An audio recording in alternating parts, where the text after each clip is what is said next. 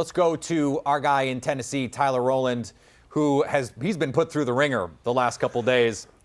Kai is with him now. We've had all the emotions with Tyler, pure joy, anger, confusion. Right now we've got Hassan Haskins, running back from Michigan, being added to the Titans roster. Obviously, you want to have an eye towards the future as this team moves forward, kind of in that soft rebuild mode. Do you like this pick here?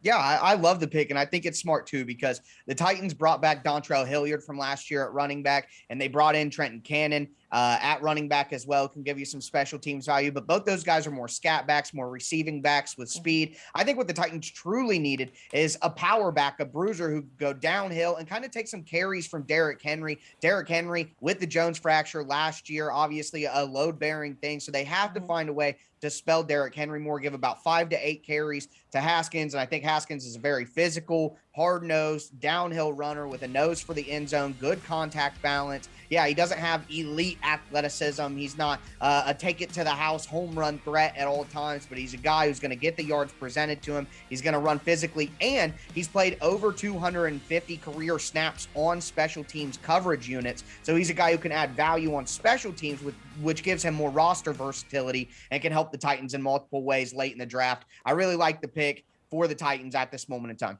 And we've been talking about, as we get to these later rounds, you want a guy that can do multiple things. And obviously spelling, for Tennessee being able to fill those different roles. You're on the clock again at 1:43. What's the kind of go-to at that point as we look towards this kind of rebuilding for the future part?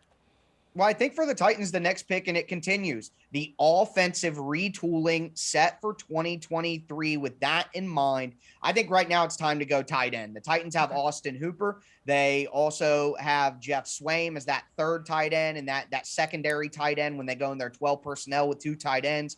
Hooper is your tight end 1, but I think now you get an athletic tight end who can fill a different role. Obviously, there are more picks rolling off the board since I jumped on to talk about what the pick for was the Titans, but a Chigo Okonkwo, which is like a Jonnu Smith 2.0 type guy out of Maryland, I think would be great at tight end and give the Titans a little bit different flavor in the tight end room. A guy like Isaiah Likely out of Coastal Carolina could play a little bit in the slot for the Titans and maybe replace some of Anthony Ferkser. I think all of those make a ton of sense. Tight end would be where I would go next. And if not tight end, Amari Barno, the edge rusher out of Virginia Tech, I think he would be a great guy to take a chance on with a lot of athletic traits. Couple of names for us as we move forward. Locked On Titans will have your full draft coverage and recaps throughout the day. And tonight, of course, as we keep an eye on things, again, they're on the clock again at 1:43.